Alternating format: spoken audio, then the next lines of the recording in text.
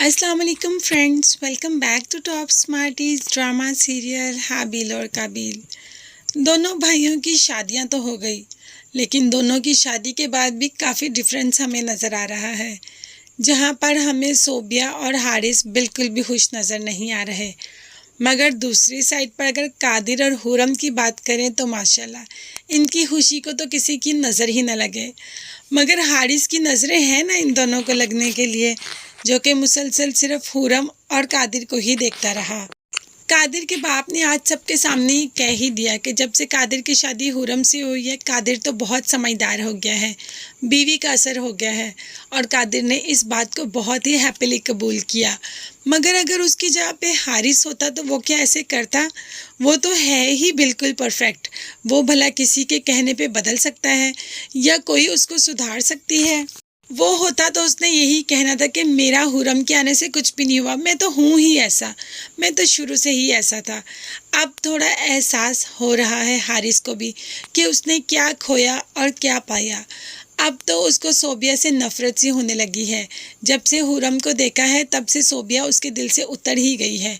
मतलब जब से हुरम को शादी के जोड़े में देखा है तब से ऐसी अट्रैक्ट की है कि अब सोबिया को देखता भी नहीं। सोबिया ने जैसे ही रूम का फर्नीचर मंगवाया तो हारिस उस पर बरस पड़ा कि ये किस तरीके का तुमने फर्नीचर मंगवाया है, इतना पेंडुओं वाला। जिस पर सोबिया का कहना था कि मैंने तो हुरम जैसा फर्नीचर मंगवाया है, तुम हुरम जैसी कभी नहीं बन सकती। तुम कुछ भी कर लो ना, तुम उस जैसा पहन सकती हो, ना खा सकती हो, ना बोल सकती हो, ना चल सकती हो, और ना ही कभी तुम उस जैसी लग सकती हो। तो अपने जहन से हुरम की बात तो बिल्कुल ही निकाल दो। और सोबिया अपनी लाइफ पता नहीं अपनी मर्जी से क्यों नहीं जीती, वो भी तो हर बात में हुरम को लेके आती है। ऐसे तो इन दोनों की नज़दीकियाँ होने की बजाय दूरियाँ होती जाएंगी। हारिस ने इस बार तो सोबिया को इतनी ज़ोर ज़ोर से डांटा कि वहाँ से हुरम गुजर रही थी अपने कपड़े आयरन करवाने के लिए, और उसने भी ये सारी बातें सुन ली। बुरा तो उसको भी बहुत लगा कि आखिर हारिस इस हद तक सोबिया को डांट रहा है। जो भी है बीवी है उसकी, और अपनी बीवी को शादी के दूसरे दिन ही कौन इस तरीके से डांटता है। जैसे ही हुरम को बुरा लगा तो दूसरे दिन सुबह सुबह ही हारिस से बात कर डाली। मैंने रात को सुना जैसे तुम सोबिया को डांट रहे थे। और वो भी हारिस है, आगे से कहता है अच्छा तो क्या करूं? तो तुम्हें सोबिया को स्पेस देनी चाहिए, उसको तुम्हें इतना डांटना नहीं चाहिए। अगर तुमने ये रिश्ता कायम कर लिया है तो उसको निभाओ भी। मुझे तुम्हें समझाने की ज़रूरत नहीं, मैं जानता हूँ कि मैंने क्या करना है। लेकिन यहाँ पर हुरम उसे समझाकर यहाँ से चली जाती है।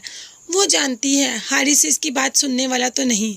हाँ, लेकिन ये ज़रूर कह जाती है कि तुम मेंटली सिक हो, तुम्हें कुछ समझ नहीं आता कि तुम क्या कर रहे हो और किसके सामने क्या बोल रहे हो, तुम्हें किसी चीज़ की तमीज़ नहीं। ये कहकर हुरम तो वहाँ से चली जाती है।